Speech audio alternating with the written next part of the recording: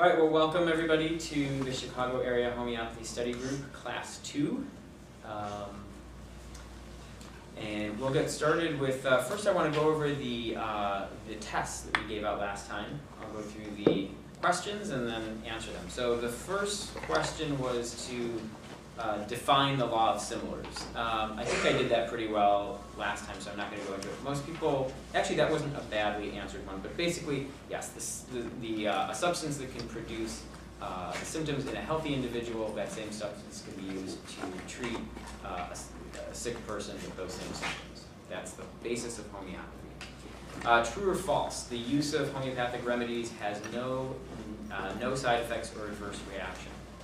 Most everyone put false, and actually that's wait a minute. No, most everybody put true. Sorry, and it's a false statement because homeopathic remedies, when you the initial especially with the first dose, you can have an initial aggravation, so that would be considered like an adverse reaction. It's not really. It's kind of a trick question. It's not really a side effect per se. It's not going to create a health problem. It's not going to create a disease. It's not going to create a toxicity, a poisoning, a long-lasting problem, but it can cause a temporary aggravation, especially in a very sensitive individual. And that's why in this class we're going to be talking about using lower potencies so that you minimize the chances of any kind of aggravation, because if you're not a trained homeopath, dealing with those can be a little bit tricky.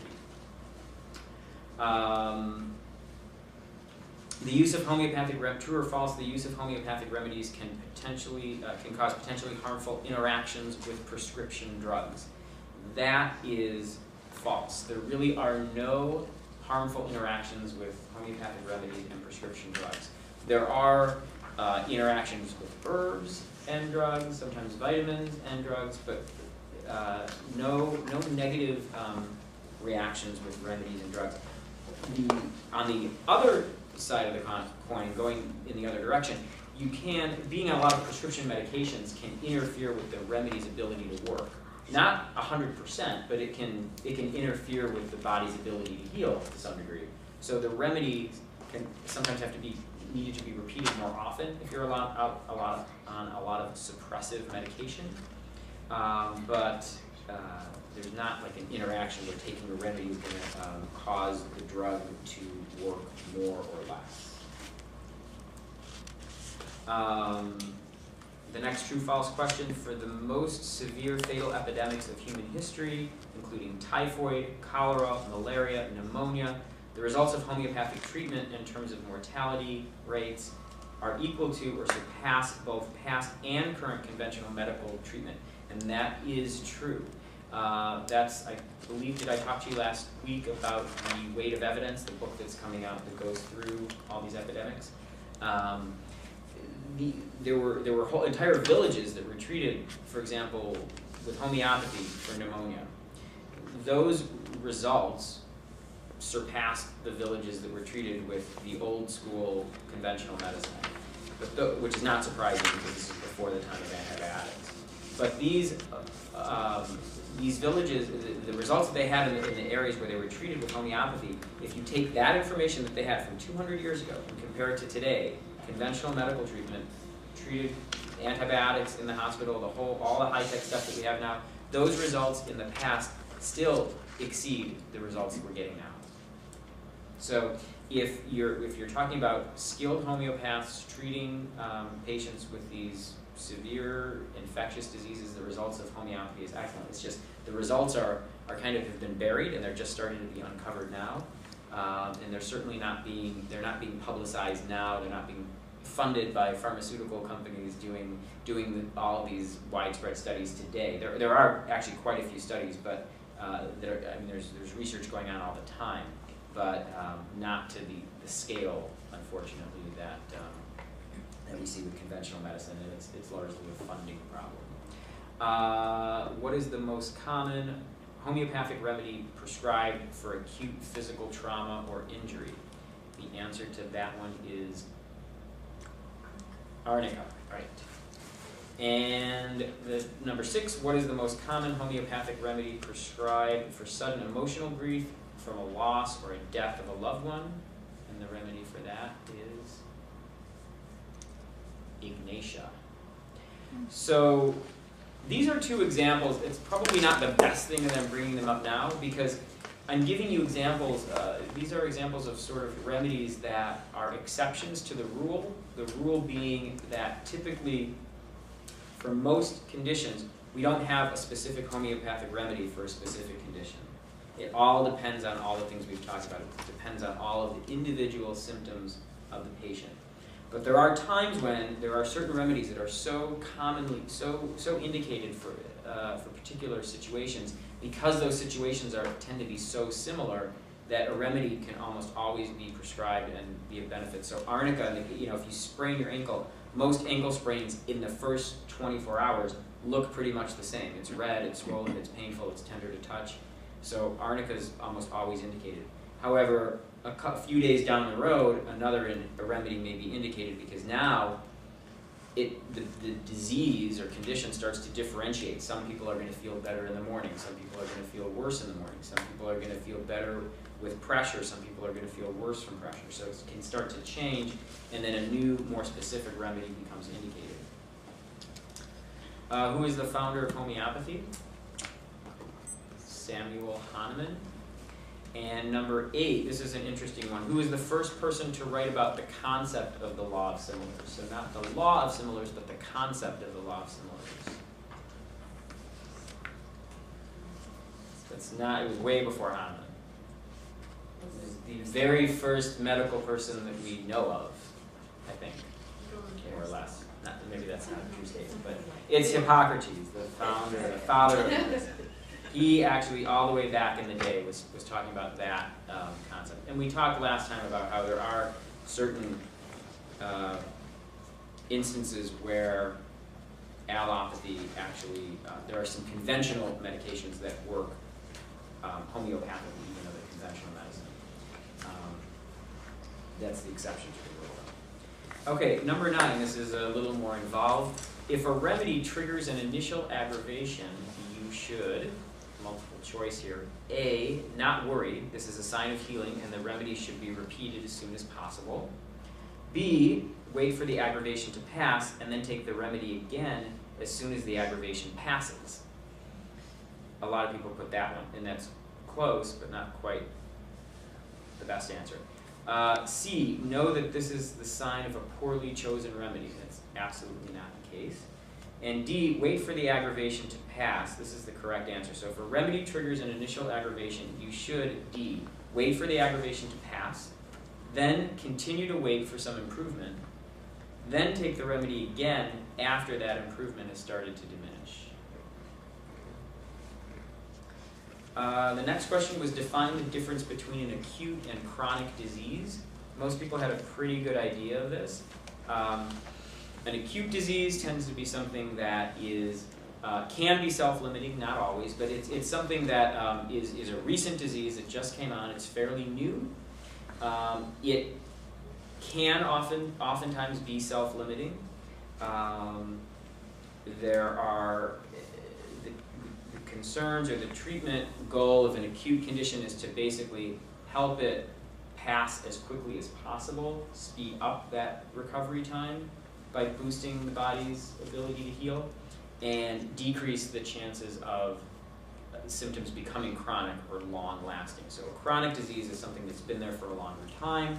The symptoms continue to persevere, and they can get worse over time. They can stay the same.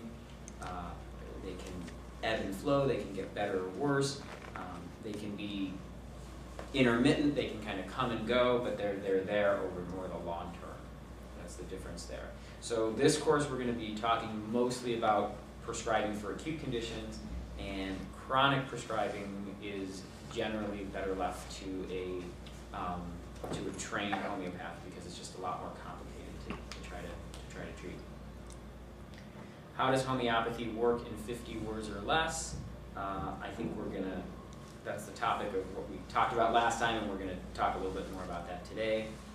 We're also going to talk a little bit more, the next question, number 12, in 50 words or less, how can you tell the difference between a placebo response versus a positive response to a well-chosen homeopathic remedy.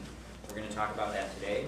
It's actually not that difficult to determine. You can actually know if your response to, people say, oh, homeopathy is just placebo. Well, we can differentiate between a placebo response and an actual response with pretty good certainty if you really understand what it is.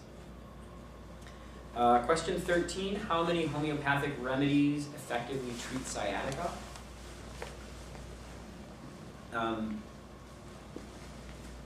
This is kind of a trick question also. So the choices are A, 0, B, 3 to 6 remedies, C, 7 to 20 remedies, D, 21 to 100 or more remedies. If the question was how many homeopathic remedies could be used to effectively treat patients with sciatica, the answer would be D, 21 to 100 or more. But as the question reads, the answer would be A, 0, because there's no such thing as a remedy treating a disease. We use remedies to treat patients with disease, so it's actually 0.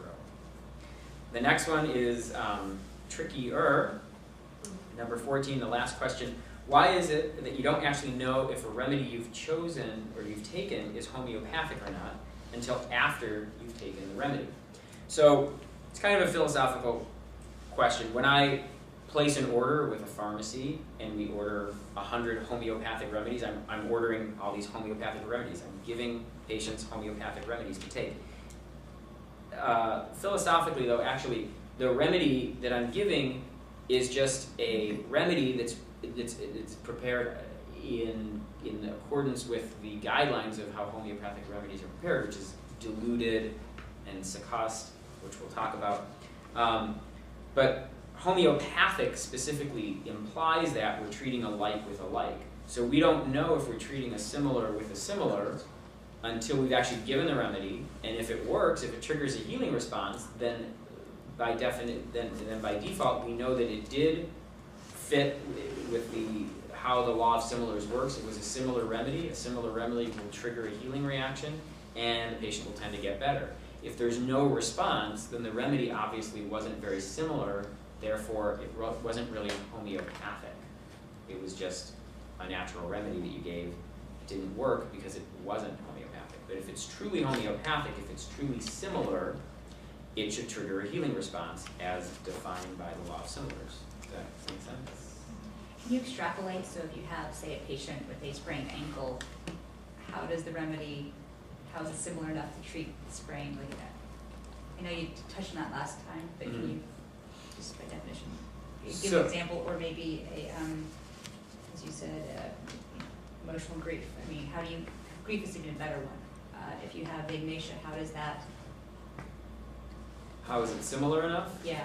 Or how do we know it's similar enough, or what's the? How is it similar enough to treat the patient who has grief? So if you have the grief, how does ignatia become?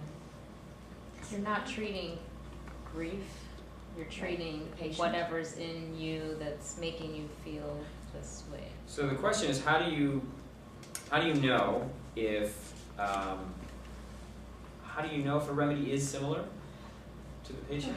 How is the remedy similar? How is ignatia similar to the disease, let's say, of a patient experiencing grief? Right. Okay.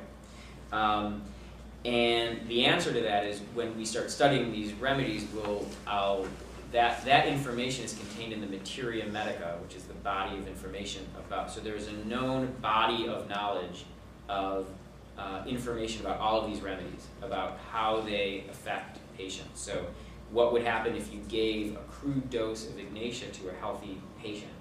They might start to become weepy and sad and that kind of thing. So we'll talk about, I think that question will be answered two different ways. One is how the remedies were proven, how the materia medica was developed in the first place, and then when we study the specific remedies, you'll learn the properties of those remedies. So I think your question will be answered by the end of today, and if it's not, ask it again. Okay? Thanks. Any other questions on the quiz? Okay. All right. So as I was saying before, I just gave, well, in a few hours from now, or by the time you're watching this on YouTube, it'll be in the past, but today's October 13th, 2009, and I was just interviewed a few hours ago. I'll be on the 10 o'clock ABC local Chicago news about the whole issue of whether or not to vaccinate. And I just thought I'd take a few minutes tonight to talk about that since it's very topical and timely, and give you sort of my opinion on this. I don't take a completely black or white or dogmatic stance on this. I think that in keeping with the practice of homeopathy, that it's very important to individualize any kind of treatment or treatment recommendations to the individual patient. So the considerations for a sick child who's prone to pneumonia because of an underlying respiratory disease, the decision to have, for example, the H1N1 vaccination might be different than a very healthy middle-aged individual with no health problems. Those are two very different situations. Or if you take a pregnant woman versus a non-pregnant woman. I'm not saying that those sick people should definitely have, should be vaccinated, but the considerations are different. So what do we want to consider when we're talking about vaccinations? One is potential. You always want to, in any kind of vaccination situation, you want to look at the difference between the benefits and the risks. So what are the risks of the H1N1 vaccination or any vaccination? Well, for one, there's toxic ingredients that are in the vaccines themselves. So even if you remove the whole concept of the vaccination, there's still toxic chemicals in these vaccines. The most famous and significant of which is thimerosal, which is a mercury-containing chemical. It's been agreed upon with such a strong consensus that the pharmaceutical companies have agreed to remove it from vaccinations because of the concern over neurologic disorders and impairment following vaccinations, as well as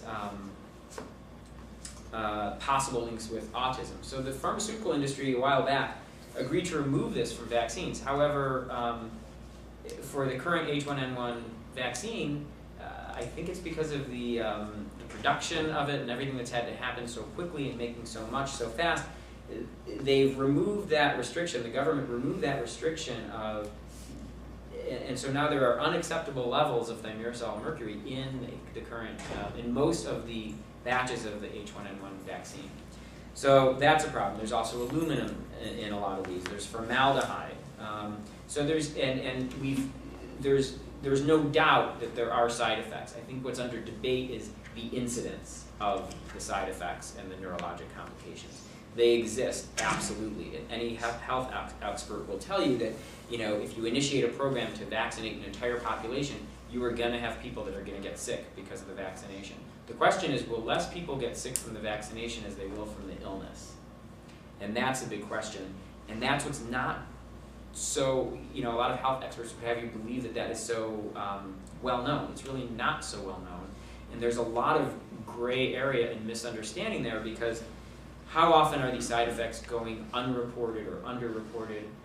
This is kind of what is open to debate, because the bottom line is we don't know. There's no one that can tell you the exact numbers of side effects, because they're oftentimes ignored or not reported. So the next question is it effective? Does it even work? Again, this is an area of huge debate. You could spend hours and days combing through the literature, and you could pick out information in the literature supporting the case that it's very effective, and you can find a lot of information that's going to suggest that it's not very effective at all. There's plenty of data to suggest that since we've been vaccinating more for the flu is on the rise, and complications from the flu is on the rise. So are the vaccines making us sicker, or is the flu virus getting stronger? It's kind of anybody's guess. We don't know exactly.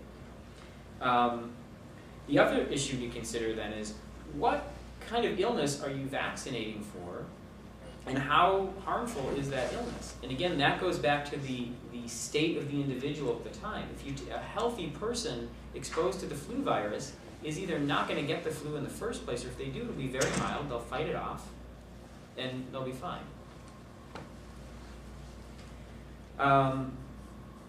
The other thing to consider in the case of the flu is that people don't die from the flu virus. They die from pneumonia, complications like that.